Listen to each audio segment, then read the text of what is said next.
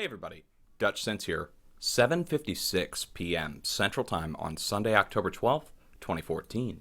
And I've got you looking at Earthquake 3D here, which is a USGS feed of the most recent earthquakes. And you can see a new swarm has kicked off here in Central California, starting with a 4.0 earthquake, then a 3.9, 3.1, 3.2, now a 2.5. And I'd like to draw your attention to what's happened over the last 24 hours. Okay, you can see a series of earthquakes has kicked off on the west coast. Another small swarm of earthquakes up here at the border of Nevada and Oregon. And that's at a old volcanic rift or a fissure. And I've shown that in previous videos. Also, 4.0 off the western shores of Vancouver, British Columbia. So this is a lot of movement to see. Now, I want to show you where this earthquake swarm is happening at. Back to Mammoth Lakes. In case you don't know what Mammoth Lakes is, I'm going to go ahead and show you on Google Earth. This is the previous earthquake swarm location from a few weeks ago.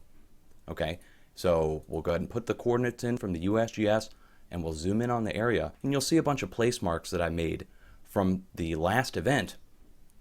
Okay, so here we've got May 9th, 2014, and just to the north we've got our swarm from the last time. And again, that was just in July, so we're talking just a few months ago. So here's Mammoth Lakes, here's the Inyo volcanic crater system, and it goes all the way up here to Mono Lake. Mono Lake is a dormant supervolcano. Okay, so what we've seen happen is a series of earthquakes kick off here, and now further to the south, a new swarm location. We're only talking a few miles from Mammoth Mountain. So when we zoom in on the location, you can see that this is actually part of a large old volcanic crater system. Unfortunately, they leave out a lot of these old extinct volcanoes that haven't shown activity in a long time, weathered down. Mono Lake Volcanic Field is a confirmed ancient supervolcano. So back to Earthquake 3D really quick. Let's just look over the last few hours. Okay, there we go. So you can see that this area is the area that's swarming. If we go look at my videos from yesterday or the day before, come over to my website and I'll have a link down below to that. You guys can check out my posts on this. But yesterday I talked about it in the USGS British Geological Survey censoring of the Scotland earthquake, talking about these volcanic earthquakes, where we need to watch. California named, also Vancouver. So it's definitely volcanic related. We're not going to have an eruption. We're talking about earthquake unrest. Again, when you look at the activity that's happened in the West Pacific, let me just go ahead and show you the activity over the last 48 hours.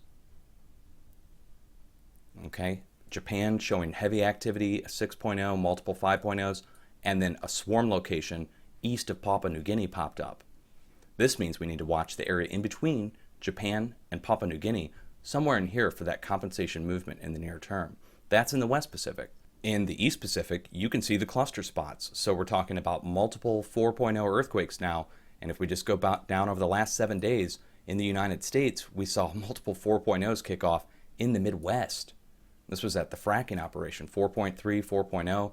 Now these 4.0s in California, the 6.0 down to the south in Baja, and the 4.0 at Vancouver Island.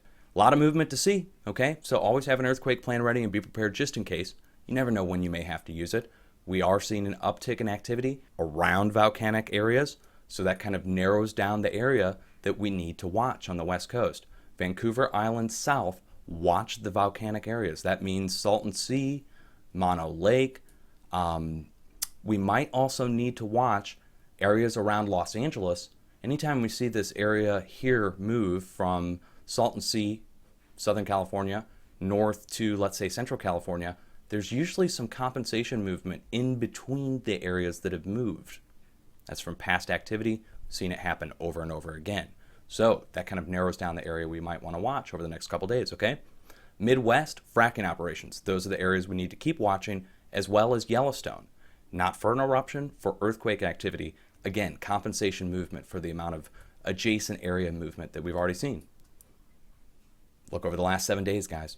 Compare this to my videos from 2011, 2012, and 2013. We're looking at double the activity, 4 and 5.0 wise. Stacks of them. No exaggeration. You can see it here on the map. Much love, guys. Be safe.